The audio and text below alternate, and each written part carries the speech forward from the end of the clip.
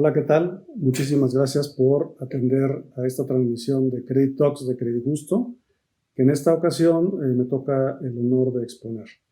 Déjenme presentarles y platicarles un poco de mí. Me llamo José Antonio Núñez y soy el Chief Risk Officer de Credit Justo. En este cargo tengo bajo mi cuidado el área de crédito, el área de administración de portafolio, el área de avalúos y el área de gestión de activos. Acerca de mi carrera profesional, tengo un poco más de 28 años de experiencia en el sector financiero, especializándome en el financiamiento a empresas, enfocado en las áreas de crédito y riesgos. Antes de unirme al equipo de Credit Justo, fui director ejecutivo de crédito mayorista para HSBC en Latinoamérica, a cargo de las áreas de aprobación de crédito, workout, relación con reguladores y modelos cuantitativos de riesgo. Todo esto para el portafolio mayorista que compone desde las pymes hasta las grandes empresas de la banca corporativa y de inversión. Fui también miembro del Consejo de Buró de Crédito de Dun & Bradstreet durante 5 años. Anteriormente a eso, fui director general de BBVA Leasing, que es la arrendadora pura del grupo financiero BBVA, y anteriormente fui el Chief Risk Officer para Latinoamérica de GE Capital, donde estuve 16 años ocupando diferentes puestos, tanto en Estados Unidos como en México como en Puerto Rico. Y si me permiten, pues les voy a compartir una presentación que preparamos para esta plática y ojalá les sirva esta información. Antes que nada, quisiera comentar, y como todo el mundo sabemos, que estamos viviendo momentos muy complicados y las decisiones que tomemos en estos momentos van a tener grandes repercusiones en el futuro, tanto personal como de nuestras empresas y negocios. El Producto Interno Bruto caerá, según las estimaciones de los expertos, entre el 7 y el 12%. No sabemos exactamente cuánto, pero esto claramente tendrá un enorme costo en producción, empleos, e incluso en un plano un poco más personal, en el tema de la gran incertidumbre que se cierne sobre todos nosotros.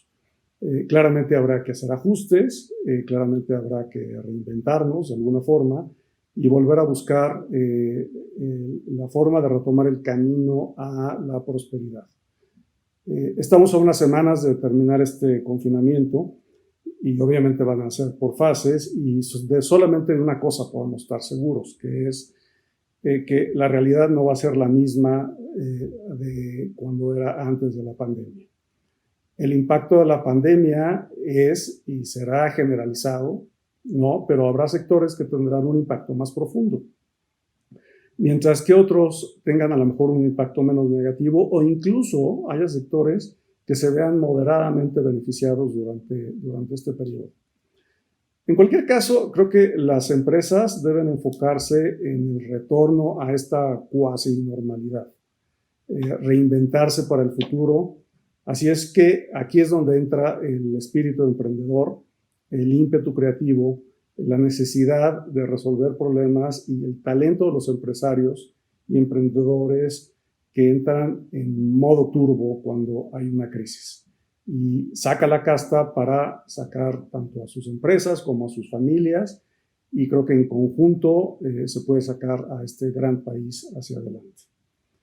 Con esto en mente, y aunque yo creo que en estos momentos sería mucho más divertido hablar de innovación y de marketing y de tendencias de productos, etcétera, etcétera, en Credit Justo consideramos que ahora más que nunca crece la relevancia de planear las necesidades financieras de la empresa. Y para esto es necesario estar preparados para pedir un crédito, ya sea por primera vez, ya sea para ampliar los créditos o el crédito que ya tenemos, o incluso para pedir una reestructura. En cualquiera de estos casos, hemos notado que existe una gran falta de información respecto a los requerimientos que se necesita como empresario para pedir un préstamo. Y también hay muchos prejuicios y opiniones generalizadas que no son necesariamente ciertas. Pero no es de extrañarse y déjenme explicarles por qué. De entrada, en el país existen más de 4 millones de pymes y representan aproximadamente el 50% del PIB y el 70% del empleo.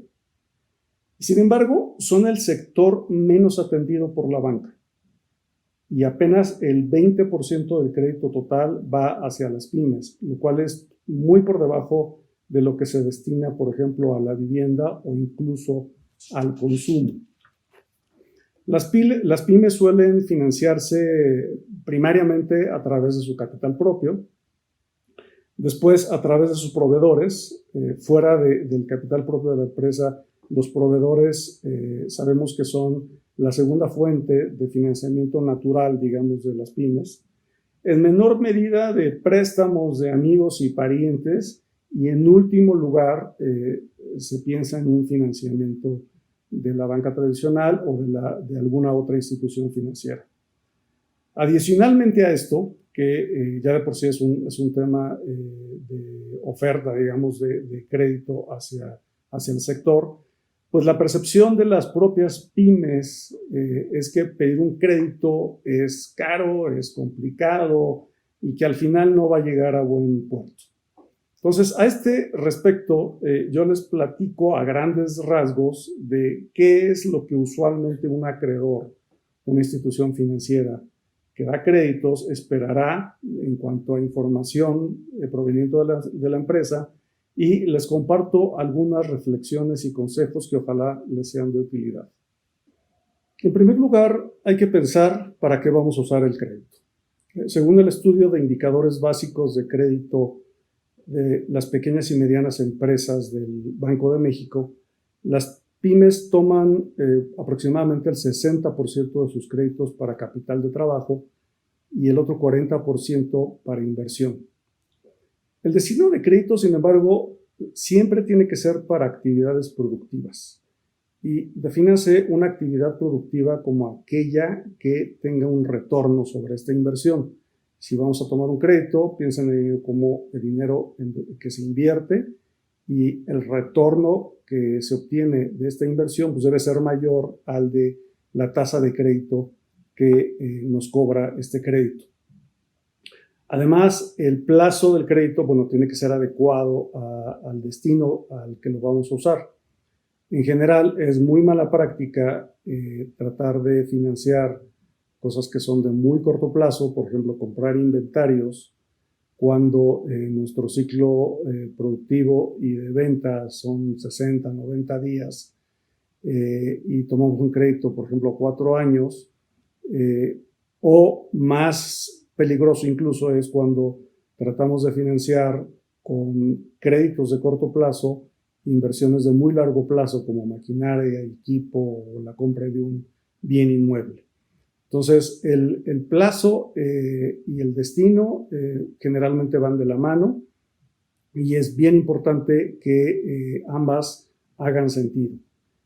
Lo próximo que tenemos que pensar es cuánto vamos a pedir, ¿no? Creo que el monto de lo que se va a pedir tiene que ir, además, de acuerdo a la clase de inversión, obviamente al dinero que se tenga disponible, y el destino del crédito, prácticamente automáticamente determinará el monto del crédito del plazo que se tiene que buscar de crédito.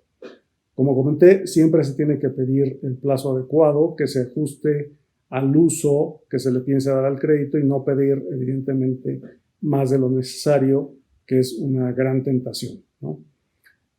Otro punto muy, muy importante también es la selección de la moneda en la que se pedirá este crédito.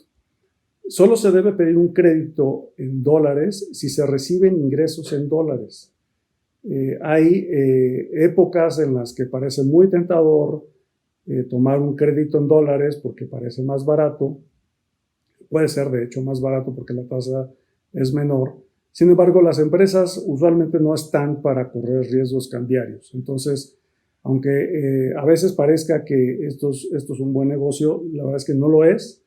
Y solamente que la empresa genere dólares es conveniente pedir un préstamo en dólares.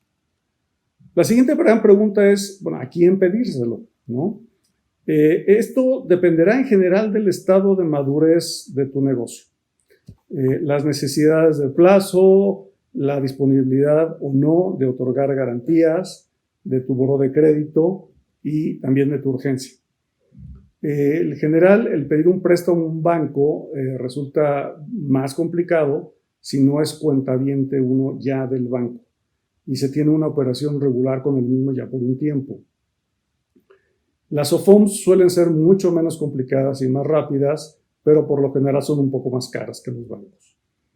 Los préstamos de las entidades de fomento gubernamentales son convenientes, pero son usualmente tardados, requieren muchísimos trámites y son intermitentes en su disponibilidad, no siempre están disponibles cuando se necesitan.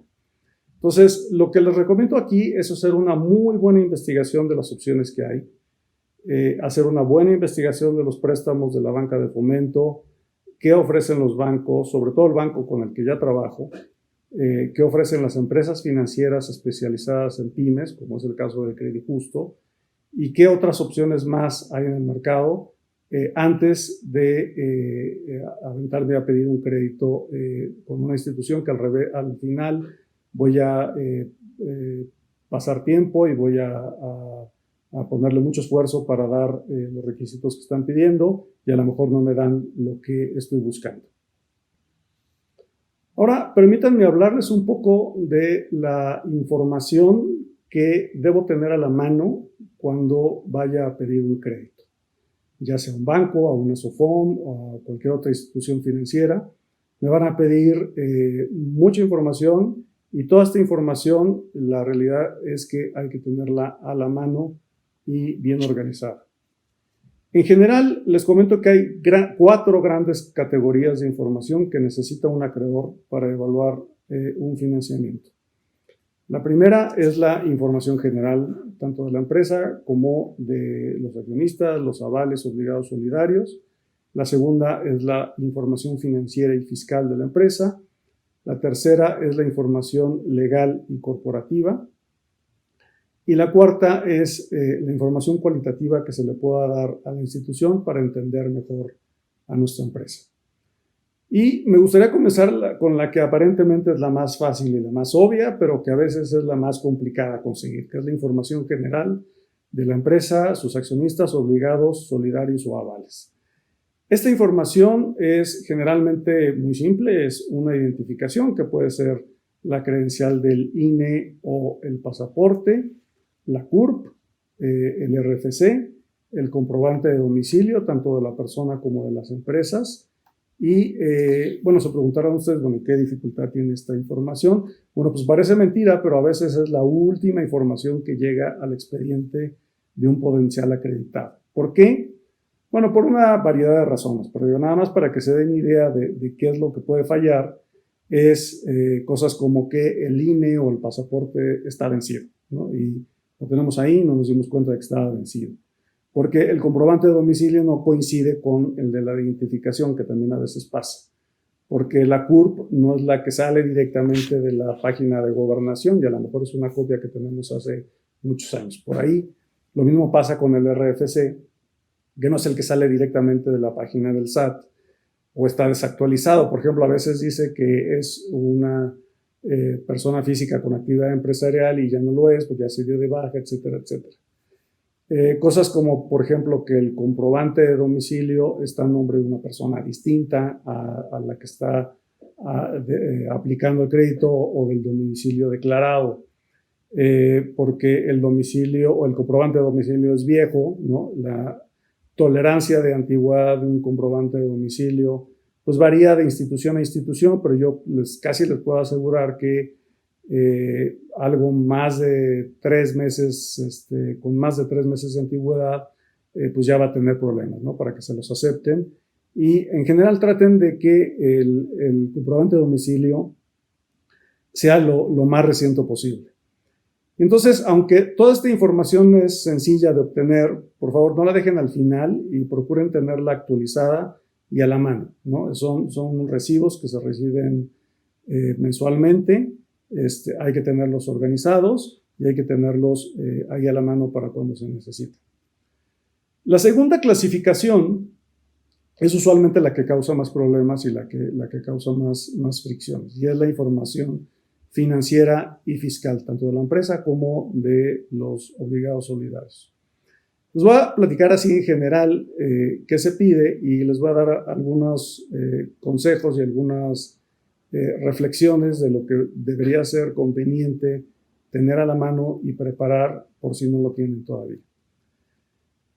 Siempre se van a necesitar 2 o de preferencia 3 estados financieros anuales de la empresa que va a ser la acreditada. Los acreedores, esto es bien importante tenerlo en cuenta, siempre van a preferir los estados financieros auditados por un despacho de contadores. Si se está en posibilidad de hacerlo, inviertan en estos estados financieros. Es un gasto que a lo mejor parece innecesario, pero creo que ese efecto de tener el estado financiero auditado es un efecto muy positivo que reciben muy bien los acreedores y que les va a dar un edge en la búsqueda de un crédito. ¿Eso les garantiza un crédito? No, pero sí aumentan significativamente sus posibilidades.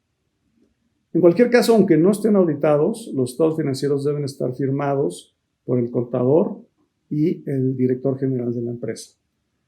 Los estados financieros, sobra decirlo, deben reflejar lo mejor posible la situación de la empresa y deben revisarse para que las cifras cuadren y no tengan errores básicos de aritmética.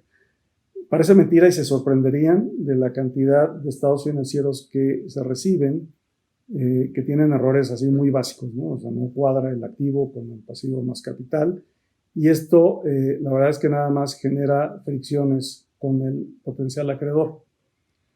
En la encuesta mencionada de Banxico comenta que solo el 20% de las pymes cuenta con un sistema de contabilidad. Estos sistemas hoy operan hoy en día en línea y su uso es relativamente económico. Entonces, la verdad es que también esa es otra de las recomendaciones. Si no tienen un sistema, ya sea que operen en su propia computadora o que se pague el servicio en línea, valdría la pena que lo consideren porque esto facilita muchísimo la elaboración de los estados financieros, los hace mucho más rápido de revisar, mucho más rápido de auditar, si es que tienen un auditor, y hace que igual la confianza de un acreedor crezca cuando vea que sus estados financieros están en un sistema y están bien hechos. Adicionalmente a los estados financieros normales, que son usualmente la balanza de comprobación y el estado de resultados, es necesario preparar los anexos analíticos. Y esto es algo súper importante en los estados financieros, y esto es algo que puede hacer que se dé el crédito o que se decline nada más en el contenido o incluso la existencia de esos estados analíticos.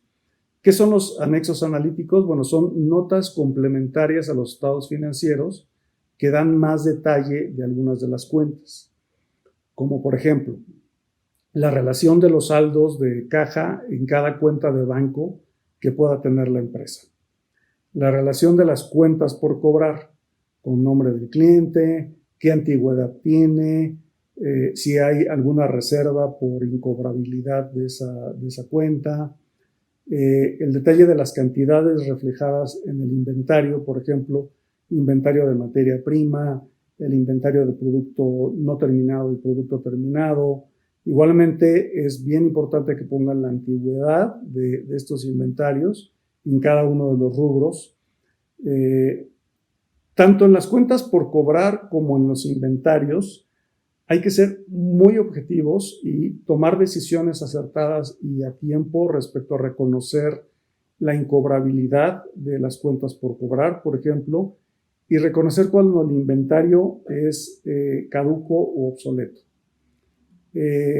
Otro de los analíticos, por ejemplo, que es muy apreciado, es el detalle de las cuentas de impuestos por cobrar, el detalle de la naturaleza de los activos diferidos, explicar qué son, de cuándo datan, cómo se amortizan, qué naturaleza tienen. El detalle de los activos fijos, por ejemplo, por grandes rubros, bienes inmuebles, maquinaria, equipo de cómputo, equipo de transporte, equipo menor de oficina, etcétera, etcétera, etcétera. A este respecto, es muy conveniente tener actualizado el archivo de todas las facturas de este equipo, sobre todo del equipo mayor, y de los pedimientos de importación, ¿no?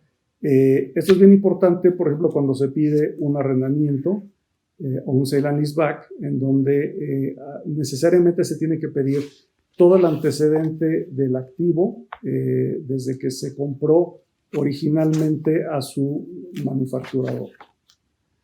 ¿Qué más es importante en los anexos analíticos? El detalle de los impuestos por pagar, igual, cuándo se debieron o se deberán pagar, el detalle de todos los pasivos bancarios con instituciones bancarias o instituciones financieras, con el nombre de la institución, el monto original del préstamo, el saldo a la fecha de los estados financieros, la tasa, qué garantía tienen y el saldo a la fecha.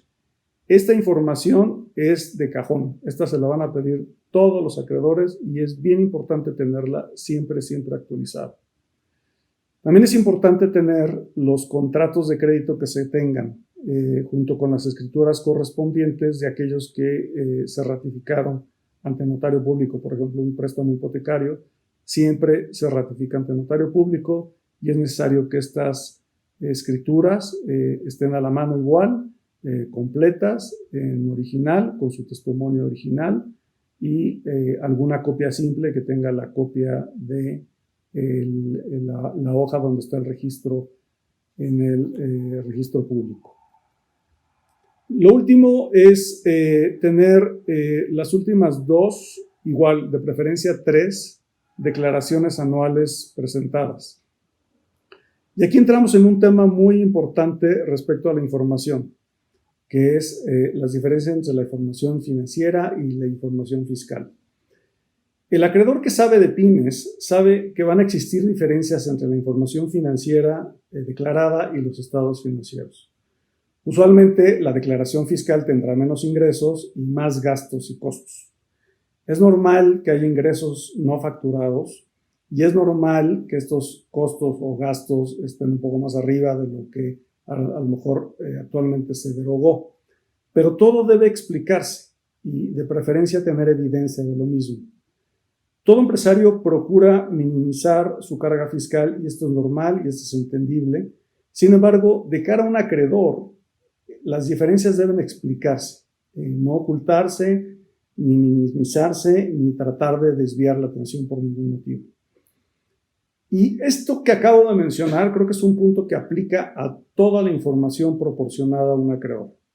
Hay que estar totalmente abierto a proporcionar detalles, a dar explicaciones, a proporcionar más información si es necesario, a que se perciba esa apertura de explicar qué es lo que reflejan los números, qué está pasando en la empresa y entender otra vez que los acreedores que saben de lo que están hablando y que conocen el sector no van a tener un reparo, no van a tener un tema en entender exactamente si pasó algo malo en la empresa, si hubo, déjenme por ejemplo darles un ejemplo, si hubo un fraude, un empleado cometió un fraude, hizo un desfalco, hay un agujero en la caja de tanta cantidad, y eso hay que explicarlo, eso tendrá repercusiones en los estados financieros, tendrá repercusiones también en las declaraciones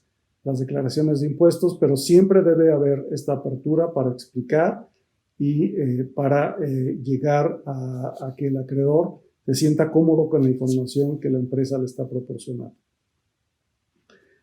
No hay nada que pueda garantizar el obtener un financiamiento, pero la percepción de que se está ocultando o falseando información a un acreedor sí garantiza que se declinará la aplicación. Entonces, más vale estar abiertos a dar estas explicaciones y ser muy francos y muy transparentes en la comunicación. Los últimos estados financieros, además parciales, es decir, que no son los anuales, y los últimos mensuales que se pueda, idealmente de no más de 3 meses de antigüedad, y de igual forma, idealmente se tendría que proporcionar estos mismos estados financieros del año anterior. Es decir, si hoy, a finales de mayo, los últimos estados financieros que tengo listos y preparados son los de finales de abril, entonces proporcionaré estos estados internos a abril del 2020 y de preferencia también proporcionaré los de abril del 2019 para que el acreedor tenga una base de comparación y si se ven grandes diferencias con respecto a la tendencia en los estados financieros anuales, es mucho más fácil de comprender cuando tienes el equivalente del mismo mes del año anterior.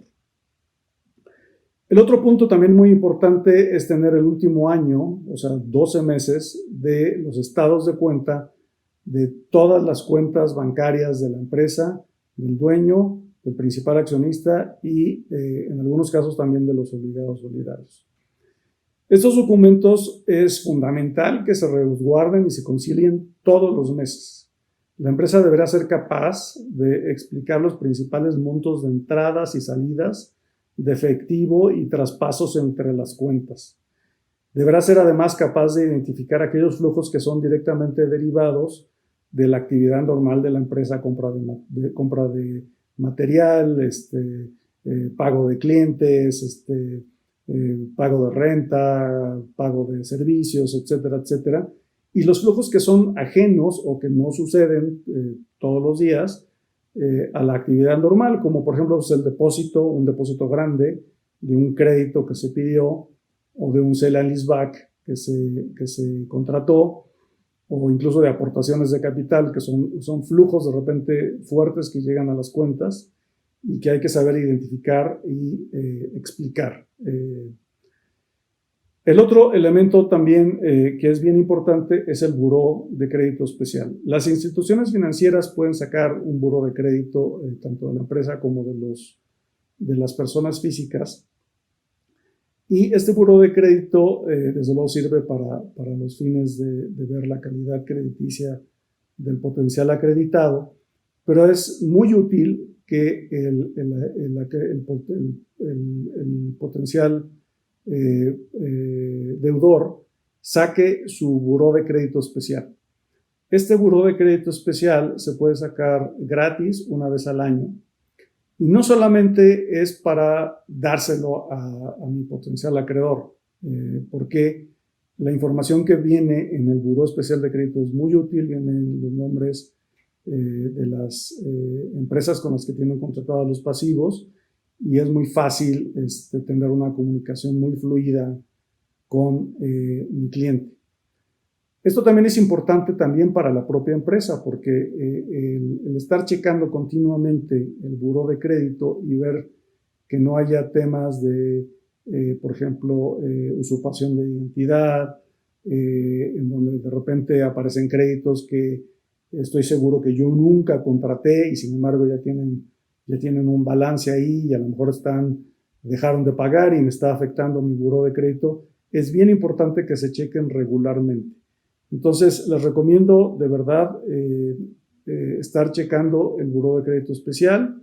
Yo diría por lo menos unas 4 veces al año y estar verificando que no haya ninguna cosa rara ahí. Porque lo que sucede muy a menudo es que la empresa no ha visto el buró, el acreedor saca el buró de crédito de la empresa y de repente salen cosas que la empresa no sabe de qué están hablando, ¿no? Y habla el acreedor de atrasos y a lo mejor hasta de demandas que la empresa no se ha enterado, y lo que tiene que hacer entonces es levantar la queja respectiva tanto con la institución que se supone que está reportando eso, como con el buró de crédito, que usualmente tiene una forma muy expedita de lidiar con estos temas. Idealmente también, además de los estados financieros usuales, que es el balance general y el estado de resultados, la empresa debería estar preparando un flujo de efectivo. Y este flujo de efectivo le va a servir para reflejar su posición, como bien lo dice su nombre, su posición de efectivo cada mes, incluso semanal. En algunos casos hay empresas que lo preparan incluso semanalmente. Y además de esto permite hacer proyecciones financieras, que le permite a la empresa tener una adecuada planeación financiera, por lo menos proyectando un año de flujo de efectivo hacia adelante. Y las proyecciones financieras, no son solo para mostrar al acreedor, son una gran herramienta de planeación y control financiero. Permiten conocer a fondo la dinámica del negocio y permiten evitar sorpresas desagradables respecto a las finanzas de la empresa.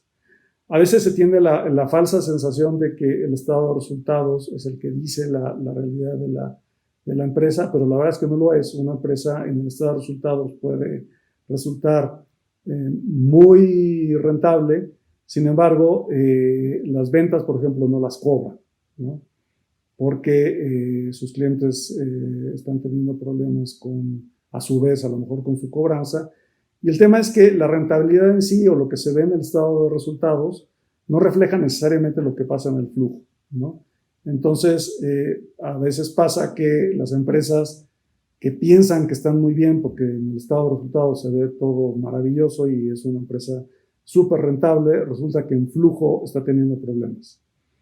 Otro problema común, por ejemplo, es que empresas que crecen muy aceleradamente, muy rápido y rentablemente, precisamente por el ritmo de crecimiento tan rápido que están teniendo, consumen mucho efectivo. Consumen mucho efectivo, que es el capital de trabajo. Y este capital de trabajo, si no se estima y si no se tiene buena visibilidad de qué tamaño de capital de trabajo se necesita para estar operando la empresa, pues nos puede dar una sorpresa muy desagradable, ¿no? Sorpresas como que, si la empresa va viento en popa, vende el doble cada mes y un mes se encuentran con que no tienen suficiente efectivo para pagar a la nómina, por ejemplo. La siguiente categoría de información es la información legal y corporativa de la empresa. Y así a grandes rasgos, son las actas constitutivas, las actas de asamblea de la empresa, los poderes. Y es necesario tener a la mano todos estos documentos legales y corporativos que acrediten la incorporación de la empresa, evidentemente, que acrediten a las personas que tienen poderes para firmar por la empresa y los cambios de accionariado y eventos relevantes en la vida jurídica, por así decirlo, de la empresa. Es importante revisar que se tengan los testimonios originales y las copias legibles de las escrituras con los datos de inscripción en el registro. A veces sabemos que están registrados y sabemos que alguna vez, en algún momento, nos dieron nuestra escritura, que es nuestro testimonio original de la escritura pública, pero no la encontramos y en ningún lado tenemos una copia en donde venga la inscripción en el registro. Es bien común que se pierdan, se extravíen estos documentos, que se tenga por ahí a lo mejor un proyecto, pero no sea el proyecto final, ni el proyecto firmado, ni vale como tal, porque es una escritura pública. Entonces hay que recurrir al notario a veces para que haga una búsqueda de esta escritura, que si no se tiene el número, el folio, la foja y todos los datos que trae una escritura pública, pues se vuelve complicado, ¿no? Y además dependeríamos de la buena voluntad del notario que se ponga a buscar a mano estas cosas. Entonces, más vale tener una copia a la mano de estas cosas. También hay que tener la documentación relativa a demandas de la empresa. No es lo más agradable del mundo, pero hay demandas y es parte de la vida normal de una empresa estar demandando o estar recibiendo demandas. Y de igual forma, si existe esta demanda, se deberá contar con una copia de los expedientes, que tenga, lo más importante son las resoluciones y los demás papeles que revelen el estado de dicha demanda. Adicional a la documentación y en el sentido de lo que comenté hace unos momentos, Es necesario además que la empresa, a través de su principal accionista, de su dueño o sus administradores, pues sepan dar una explicación clara y contundente de la naturaleza de las demandas, por si así lo requiere el acreedor. Como les comenté, bueno, no tiene nada de malo ser demandado o demandar, pero siempre causará una pregunta, por lo menos, de parte del acreedor de qué se trata este juicio ejecutivo mercantil que tienen en contra de hace 4 años. A ver, explícame de qué se trató y en qué quedó, ¿no? Entonces, igual, este es el tipo de cosas que vale la pena siempre tener la documentación a la mano y siempre tener una muy buena explicación de lo que sucedió. También hay que tener a la mano todos los contratos de los créditos que tenemos contratados, ¿no? O vigentes.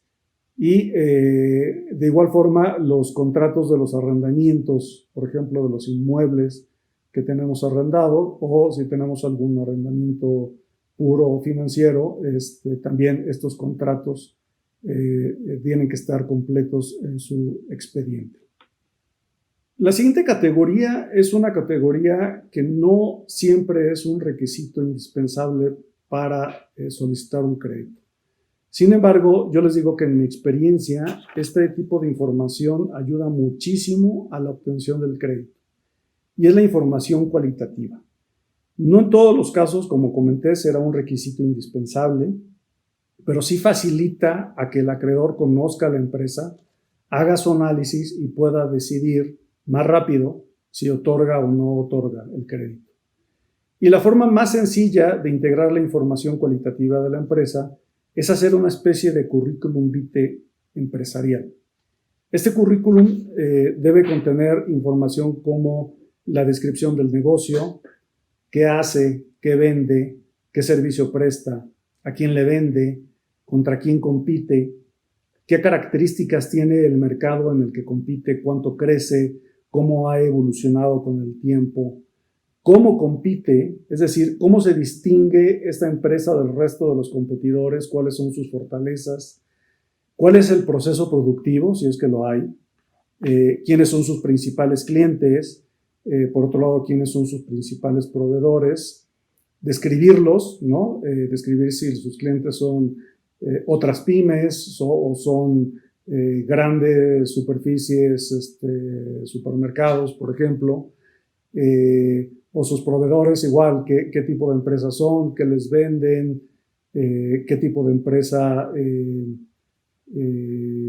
qué tamaño de empresa son, qué plazos se les otorga tanto a los clientes como a los proveedores, plazos comerciales. Sabemos que eso puede variar ya en la práctica. Una descripción de la estructura accionaria de la empresa,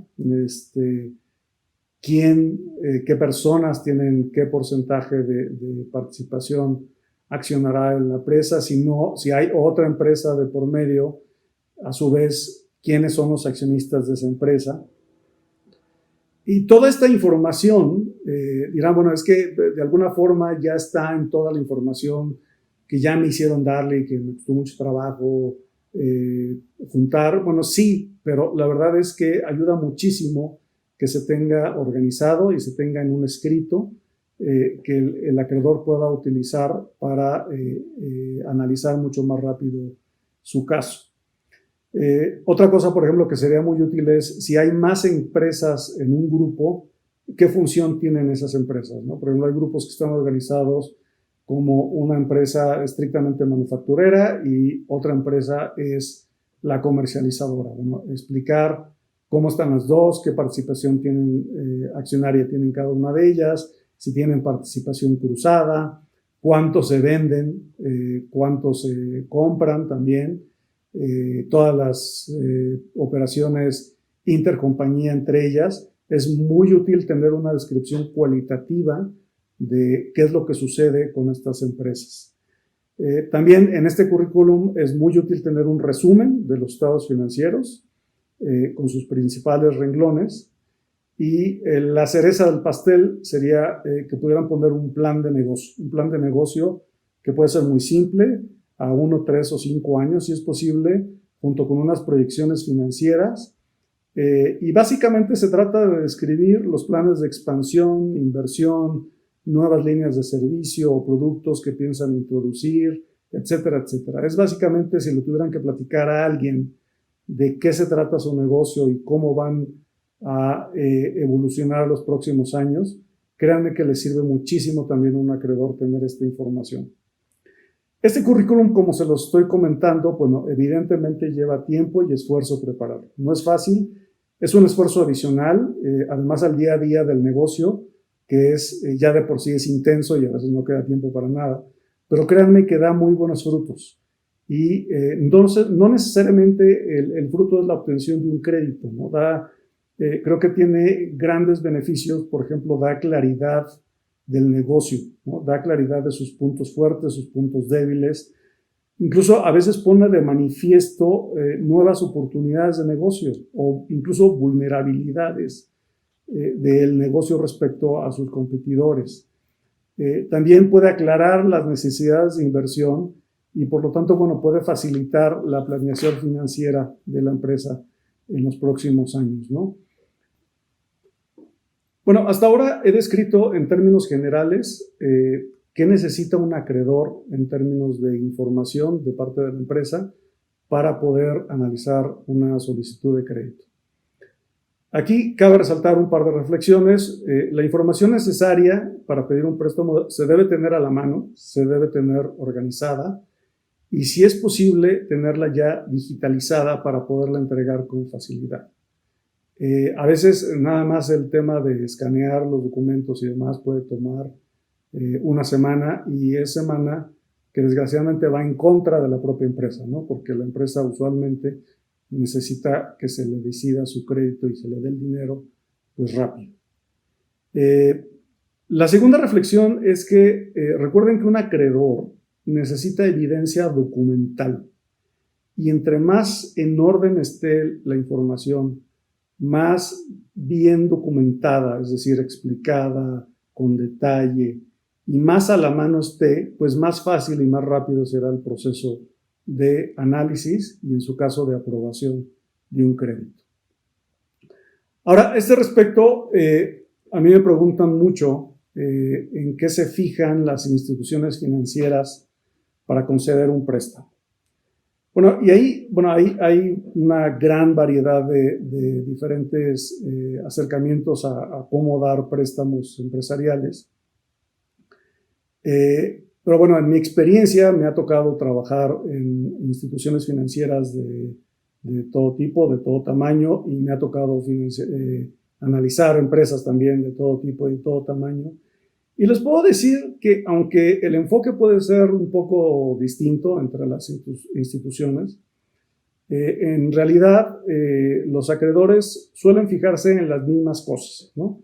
Y son cosas que pues, han cambiado poco, la verdad es que durante el tiempo, y creo que lo que más ha cambiado es la forma en que se analiza y a lo mejor el uso de la tecnología en verificar algunos de estos temas.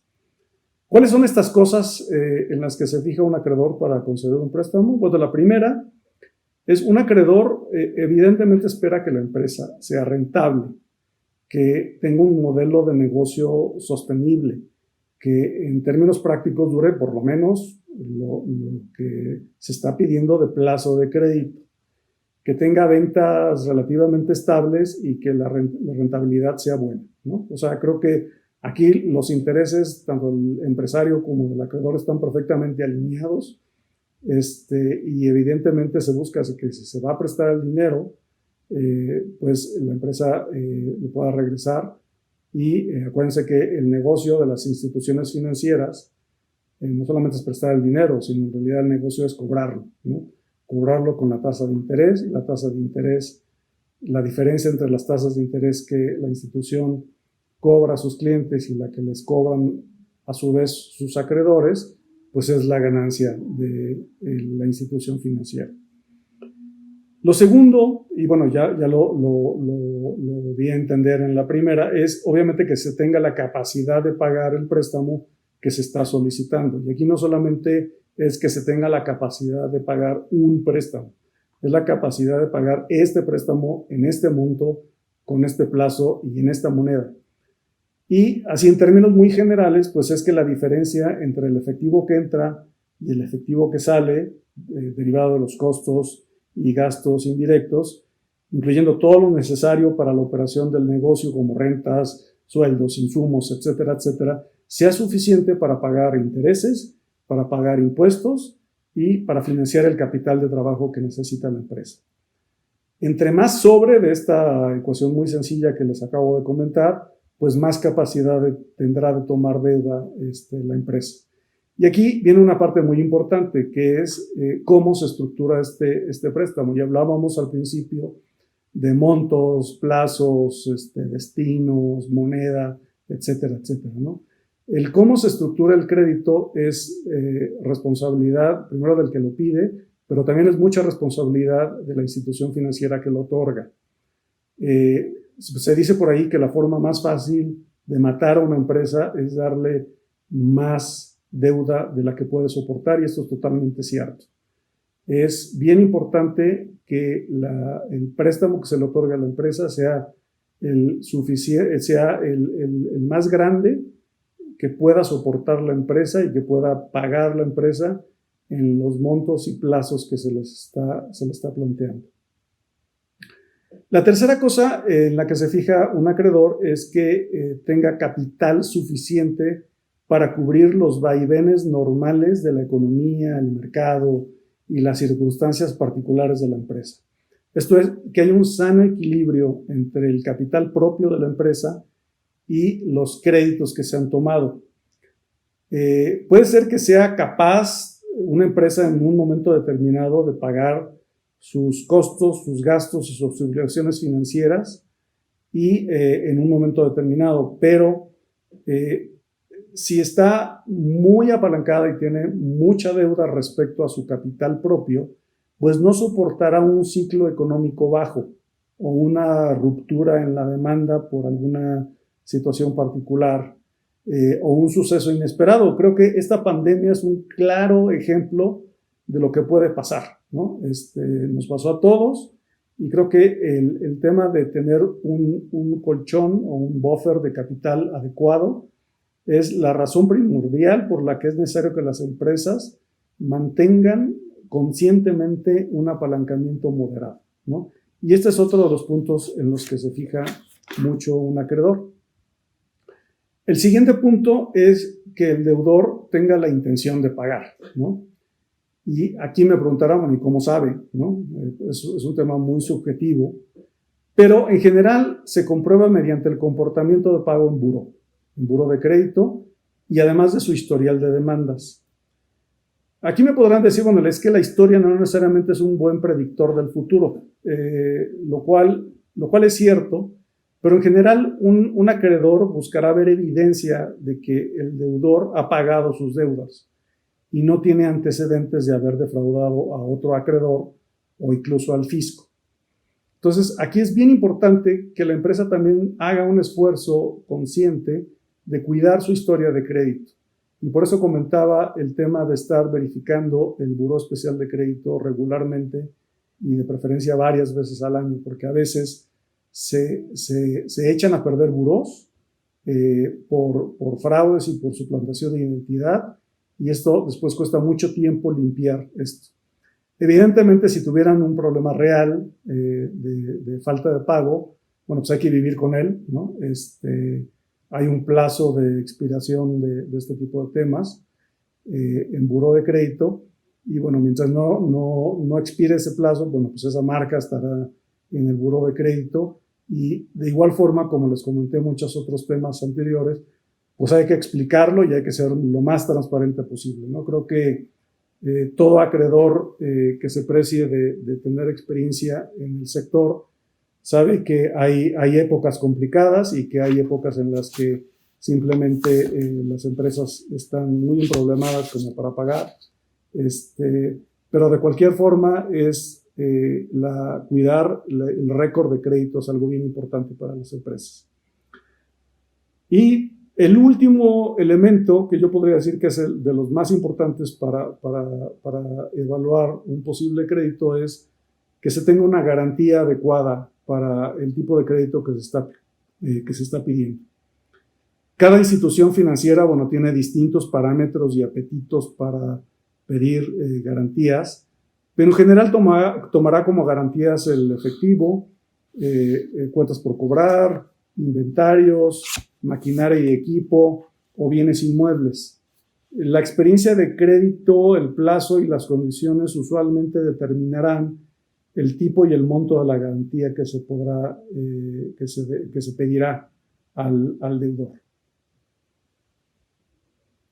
Bueno, y como comenté al principio, son tiempos complicados, ¿no? Pero también son tiempos de cambio y oportunidad. Hay muchos imponderables que no podemos controlar, como no podemos controlar evidentemente las condiciones económicas, las tasas de interés, el tipo de cambio, el porcentaje de crecimiento económico. No podemos controlar muchas de las veces la demanda de nuestro producto, no podemos controlar a nuestros proveedores, etcétera, etcétera. Hay miles de cosas, de imponderables y de cosas que no podemos controlar, pero hay muchas que sí podemos hacer. ¿Qué podemos hacer? Bueno, pues usar toda nuestra experiencia, ingenio y perseverancia para sacar adelante nuestros negocios. Sí, viene crisis, pero también vienen muchas oportunidades y hay que saber aprovecharlas. Podemos planear nuestras finanzas, invertir acertadamente, cuidar en qué y cómo usamos el dinero.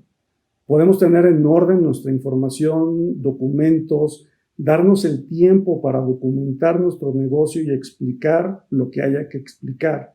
Y esto facilitará definitivamente la obtención de un crédito.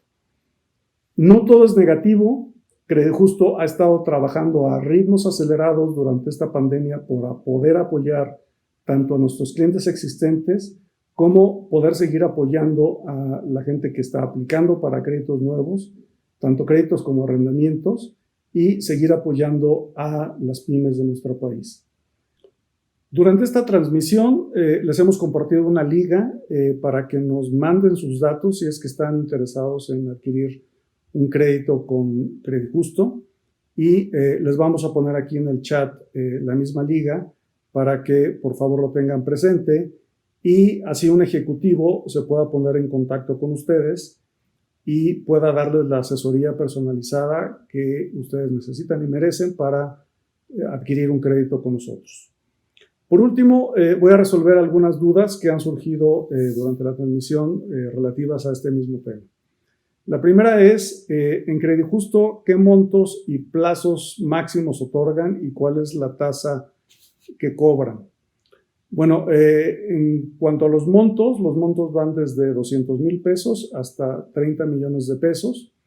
Los plazos son hasta 4 años en un crédito simple tradicional, pero pueden agregarse otros 4 años para un total de 8 cuando el crédito es revolvente. Entonces, los plazos, bueno, pueden variar en ese rango. Y la tasa que se cobra es desde el 24% y obviamente esto depende del riesgo del acreditado en particular que estemos hablando. La segunda pregunta dice, ¿qué debo hacer para tener más probabilidades de obtener un crédito? En resumen, bueno, creo que la plática se ha tratado de esto, pero bueno, si tuviera que hacer así un breve resumen de lo que hemos platicado creo que lo primero que tienen que tener claro es el saber qué pedir. Cuál es el destino, cuánto necesito y a qué plazo necesito pedir el crédito. Lo segundo que necesitan saber es cuál es la situación financiera de la empresa. Es básicamente si voy a poder pagar este crédito. Lo siguiente es, bien importante, es saber la situación de mi buró de crédito. Por eso lo recomendaba estar obteniendo regularmente el buró especial de crédito para saber cómo se ve. Lo siguiente es saber qué garantías puedo y quiero otorgar para la obtención de un crédito. Y esto es algo, evidentemente, que es una decisión muy personal y depende tanto de la disponibilidad como de lo que se quiera dejar en garantía. Lo siguiente es, como había comentado, bueno, tener en orden toda la documentación, ¿no? Tener en orden la documentación de información general, tener en orden la información financiera y fiscal, tener en orden la información legal y corporativa. Lo siguiente sería pues dedicarle tiempo a documentar la información cualitativa de la empresa.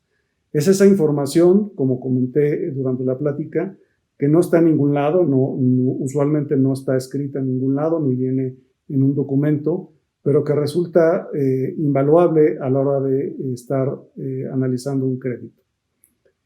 Y yo creo que la última y la más importante es estar totalmente abiertos a las preguntas, inquietudes y dudas que pudiera tener la institución financiera y estar totalmente abiertos a tener ese diálogo, ¿no?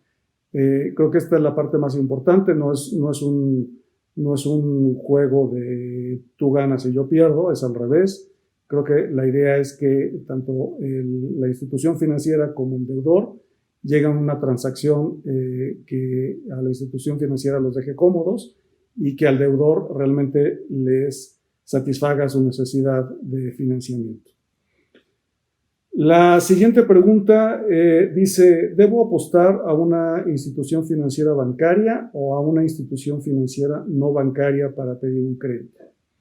Bueno, esta es una pregunta un poco más compleja y he tocado varios aspectos durante la plática, pero en general déjenme ponerlo así en resumen. Un banco efectivamente puede tener tasas más bajas y tiene usualmente una variedad de productos que no van a encontrar en una institución no bancaria especializada.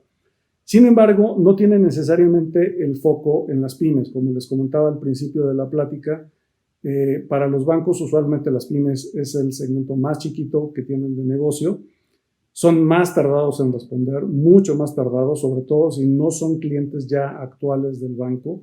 Dígase que tienen una cuenta de cheques o de inversión con el banco, tienen un trato mucho menos personalizado y son mucho más estrictos en los temas de buró de crédito. En contraste, una institución financiera no bancaria como un Crédito Justo, pues de entrada es especializada en pymes, ¿no? Te responderá mucho más rápido, será una atención mucho más personalizada, tendrá un trato mucho más específico con respecto a tus necesidades, será más flexible y en general las instituciones que somos especializadas en pymes vemos mucho más allá del buró de crédito, ¿no?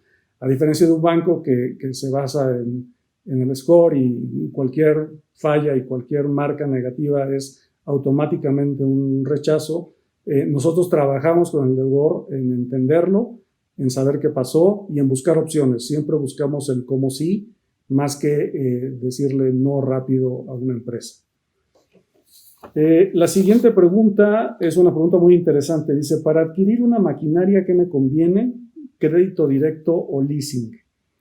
Bueno, el leasing o arrendamiento es un producto muy conveniente para adquirir una maquinaria nueva, pero también puede ser un gran producto para hacer líquidos esos activos que ustedes ya tienen adquiridos. Es decir, les pueden dar dinero por esos activos y de todos modos seguir usándolos, que es lo que se conoce como un sale and leaseback. ¿De qué depende de que sea más conveniente el crédito o el arrendamiento? Bueno, eso sí depende mucho de la posición individual y particular de la empresa en lo que respecta a su posición fiscal. ¿A qué me refiero? Que si la empresa está básicamente declarando utilidades, es decir, que tiene una base gravable amplia, el arrendamiento puede ser muy conveniente porque las rentas en un arrendamiento son 100% deducibles. Entonces, al ser 100% deducibles, baja esta base gravable y con este beneficio de disminuir tu base gravable y pagar menos impuestos, puede ser que sea más conveniente que un crédito. Entonces, yo les recomiendo que se acerquen a su asesor personal, pregunten por las dos opciones, analicen cuál es la posición de su empresa y estoy seguro que Crédito Justo les hará llegar la mejor solución para la situación particular de su empresa. Pues creo que se nos acabó el tiempo y me encantaría seguir contestando las preguntas, pero ya no vamos a tener oportunidad.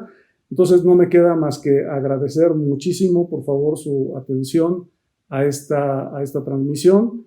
Esperemos que toda esta información les sea de mucha utilidad y nos vemos en el siguiente Credit Talks de Credit Justo. Muchas gracias por su atención.